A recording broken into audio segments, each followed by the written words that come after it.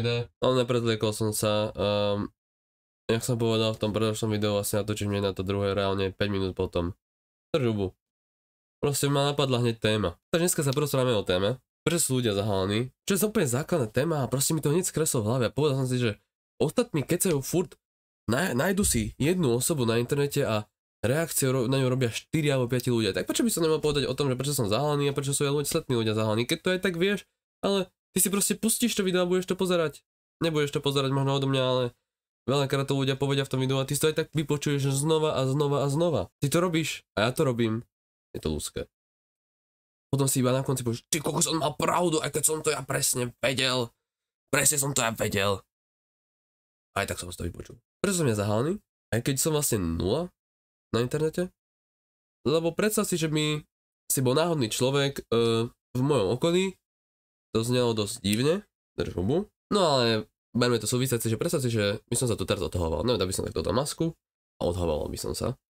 Tak môže byť jeden človek tu v okolí, ktorý si náhodne videl moje video a teraz na vonku ho môže vidieť. Nehovorím, že za mňou dojde, alebo že wow, ty si Nie, ale je to také nepríjemné, že by si potom pred ľuďmi vyzeral nie pred ľuďmi. Ani pred iným človekom. Ja proste nechcem, aby sa ma tak ako ľudia spojovali s tým. Zatiaľ, lebo zatiaľ som nikto. A sa mi páči to proste, že aj keby som, nemyslím si, že sa to môže sa to rozstať, nemusí, musíš byť všetkému otvorený, že náhodou ty zrazu milióny by som tam, tak to sa nestane. A furt hovorím, je fajn mať tu svoje súkromie, lebo napríklad si neviem predstaviť, lebo ja som veľmi taký človek, ktorý má rada aj svoj kľud.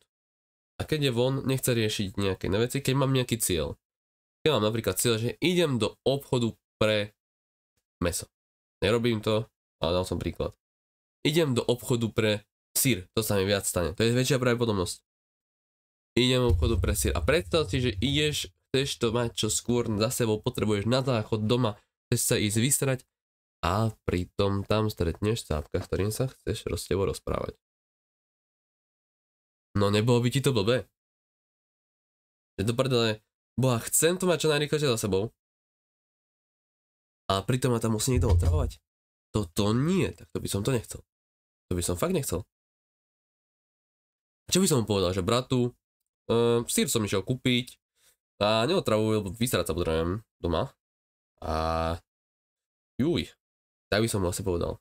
Nie, to by som nepovedal, bo taký osoba taká nesom. Ja by som taký, že rád, už keď ma niekto osloví, tak to, čo sa mi nehovorím, že ma niekto oslovuje, ale že napríklad dedo mi povie, juj, veríš Krista? Ja, že nie. A to prečo? Tak ja sa idem s ním baviť. Nie nejak extrémne, ale počúvam ho a proste snažím sa zistiť, čo mi chce povedať. A začne mi tam napríklad keď to, že nechceš sa pripojiť do mojej cukrky, že vyskúšaš, dojdi v sobotu na kostol. A ja poviem, že áno, dedo, dojdem. Na 100% som tam v sobotu 8 ráno. Nemám zase hnusný, nie som taký, že by som povedal, že čo ma otravuješ ty, chod si tam niekoho iného otravuje, tak ja nie som, ja si ho vypočujem, aj keď proste boli. Minulé tam došiel týpek s tým, že mu robila žena dobre a on jej za to dal drogy a potom ho opustil a toto mi začal tam kecať s kamarátom, sme tam pozerali na to, asi 20 minút nám o tom rozprával. Urobí ti dobre, teraz to hovorím akože v slušnej verzii, ty jej dáš peniaze, urobí ti dobre, ty jej dáš fet, urobíš jej dobre, urobí ti dobre a ty jej dáš marihuanu. Toto nám tam začal takto rozprávať, hej. Sa máme vážiť, ja som jak neriešil, že to, čo mi tu rozpráva, že chcem ísť domov 10 hodín večer, už mám prestať nechávať. No a predstav si, že máš proste si odhalený a takéto veci sa ti dejú častejšie. Z jednej strany, ak si taký typ, tak je to super. Ja sa mám akože z jednej strany rád, ale deje sa mi to je bez toho. To keď sa bavím s chalami, tak oni idú autobusom a mi sa nikdy nič nestane. Minulé som išiel autobusom a tam typek vchádzali takí dvaja ľudia a proste takto mu hneď dal lakať, jak vstupoval do autobusu. Sedel som v autobuse a typek takto nožíkom si tam išiel, tak nožík, čau, mám ho. Našťastie nič nerobil, bo sa potreboval odseknúť, ale mi je debilné, že proste si nemohol sadnúť, akože sa zazipsoval sa, chápeš, s taškou, tak si ho potreboval akože odrezať, aby sa odsekol. No ale prišlo mi to debilné, že sa proste premával v autobuse s nožíkom. Je to také divné. Mohol si sadnúť a si ho vyťahnuť, aj to by vyzeralo blbo. Proste nejak normálne, že to spraviť, ne, že chodím v autobuse, pošmyknem sa, joj bože, som ťa bodol, prepáč. Nie. Takže ja by som akože, bol by som rád, keď ma niekto akože vonku oslovil, bol by to fakt milé. Ale také situácie, že chcem mať ten vlastný kľud je fakt super. Zas je to dôležité podľa toho, jak si to nastavíš v tej komunite svojej, ale máš komunitu 100 ľudí, vážne verných 100 ľudí a z tých 100 ľudí aspoň 10 je retardovaných, ktorí ťa proste oslovia a z tých dvaja aspoň bývajú niekde v tvojho okolí, ktorých môžeš stretnúť. Čiže to nie je nič strašné, hej, ale dávam príklad, keď na to nie si osoba. Že vždycky tam bude niekto do teba dojde, ale zase je to fajn, z jednej strany, že vážne vieš tam mať tú dôverujnejšiu komunitu. Ja nemám toto v pláne mať navždy. Iba na nejaké tie začiatky, keď som ešte nula. Keby som už bol niekto, tak by som sa mohol daliť raz. A keby si moc chcel, tak ma proste nájdeš. Ja to berem ako nejaký, že to je nejaká moja ikona, že mám kuklu. No a teraz si predstavme, že sme proste, že už máš nejakú tú popularitu a vtedy si odhalený a dostávaš nejaké tie výhody. Ja to berem ako fajn, ale ja moc nie som zastanca toho, že by som mal inkasovať za niečo, že som má nejaké meno. To je napríklad, berme, že politici majú nejaké také výhody možno. Myslím si, že hej, aj inakší, známejší ľudia. Chápem, aký je ten zmysel tých ľudí, ktorí im ponúknú nejaký bonus. Len mi to je také, že on je taktiež len človek. Bodnem ho, vykrváca. Strelím ho do hlavy, zomre. Dám mu nájsť, zje to, keď je hladný.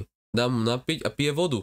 Nepije nejakú svetožiaru. Za to, že sa dokázal extrovertne alebo nejakým svojím vlastným štýlom preukázať pred ľuďmi, nemyslím si, že by mal mať nejaké echt bonusy. Ale viem, že to tak nebude. Prečo vždycky dávam také extrémne prípady, že by som mal bodnúť a mal by som streliť? Neviem prečo, len to chcem proste dať do tých extrémov, aby sa to potom akože lepšie pochopilo. A ešte ma napadlo, že keď my zase hovoríme úplne v fantázii svete, kde som sa teraz stál práve v tejto sekunde, 200 000 človek na YouTube a normálne pozvaný na kemp nejaký, ja neviem, jak to tam funguje. Ja moc do takýchto vecí sa nevyznám, ja to robím hlavne pre srandu, pre moju vlastnú srandu. Aj proste, že aby len tak pre moje potešenie, lebo boli letné prázdniny, teraz si hľadám zamestnania, už vlastne hľadám, akože sa pripravujem na zamestnanie, také jedno, možno sa raz o tom porozprávame, to môže byť ďalšia téma.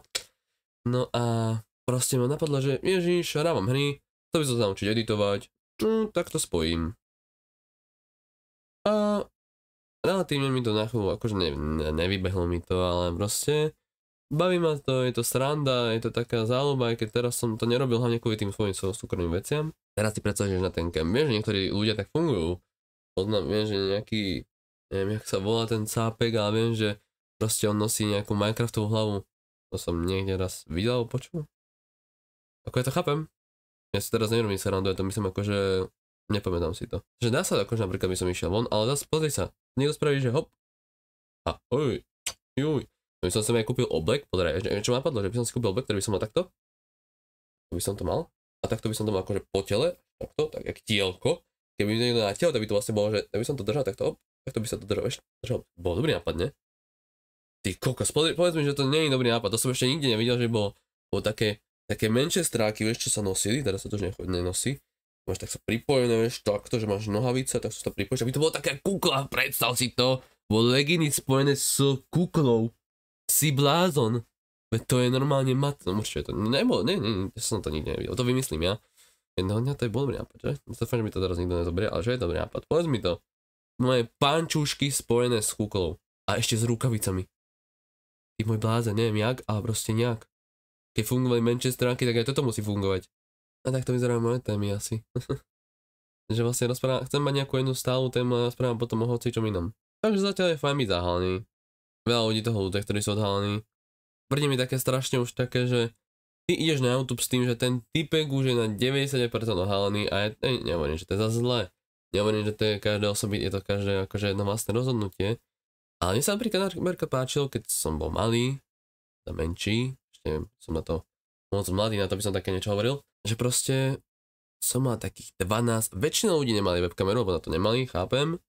A bolo to také, že si toho človeka musel vizualizovať akože jak sa vyzerá. Teraz je to strašne jednoduché. Hneď vidíš, jak vyzerá, hneď vidíš, jak sa správa, hneď vidíš jeho mimiku, či sa ti páči, nie, či sa dokážeme pozerať, nie, väčšinou to nejaké ľudia neriešia, ale malo to zase nejaké to svoje čaro.